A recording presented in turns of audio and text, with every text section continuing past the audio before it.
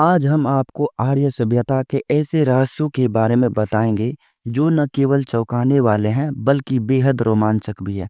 यह कहानी सिर्फ इतिहास नहीं बल्कि एक रहस्यमय दुनिया की खिड़की है। तो चलिए डाइव करते हैं इस अनसुलझी गाथा में। आर्यों की वैदिक संस्कृति में विज्ञान और ज्ञान के अद्भुत खजाने छिपे हैं। वेदों में दर्ज मंत्रों का प्रभाव और उनकी ध्वनि तरंगों की शक्ति आज तक वैज्ञानिकों को हैरान करती है। आर्य खगोल शास्त्र में इतने ज़्यादा निपुण थे कि उन्होंने ग्रहों और नक्षत्रों की चाल का अध्ययन करके पंचांग जैसी प्रणाली विकसित की। ऋग्वेद में सूर्य और चंद्रमा के बारे में जो विवरण मिलता है वह किसी आधुनिक चमत्कार से कम नहीं है। क्या आप जानते हैं कि आयुर्वेद का आधार आर्य सभ्यता में ही रखी गई थी। आर्यों ने जड़ी बूटियों और औषधियों से गंभीर बीमारियों का इलाज किया। उनकी चिकित्सा प्रणाली इतनी ज़्यादा रहस्यमयी तरीके से विकसित थी कि आज भी पूरी तरह उजागर नहीं हो पाया है। संस्कृत जिसे दुनिया की सबसे प्राचीन और वैज्ञानिक भाषा माना जाता है, आर्यों की ही देन है। लेकिन सवाल यह है कि यह भाषा अचानक इतनी समृद्ध कैसे हो गई? आर्य योद्धा घुड़सवारी, युद्ध कला में बहुत ही ज़्यादा अद्भुत थे। कहा जाता है कि उनके पास ऐसे रहस्यमय हथियार थे जिनका उल्लेख महाभारत और रामायण जैसे ग्रंथों में मिलता है।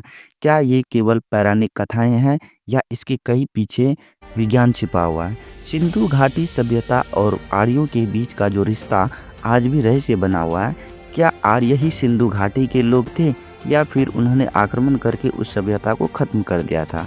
आर्यों ने भक्ति, ध्यान, योग और प्राणायाम जैसी परंपराओं को सिर्फ धार्मिक नहीं बल्कि मानसिक और शारीरिक ऊर्जा बढ़ाने का वैज्ञानिक तरीका माना।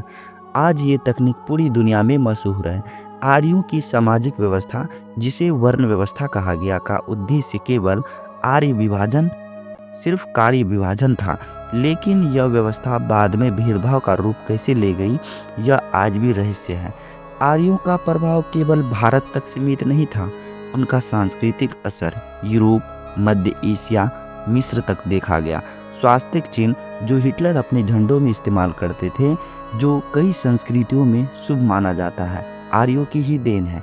वैदिक धर्म ने हिंदू धर्म और बौद्ध धर्म और जैन जैन धर्म को गहराई से प्रभावित किया। उपनिषदों में संकलित उनकी गुप्त शिक्षाएं आज भी दुनिया भर में पढ़ी जाती हैं।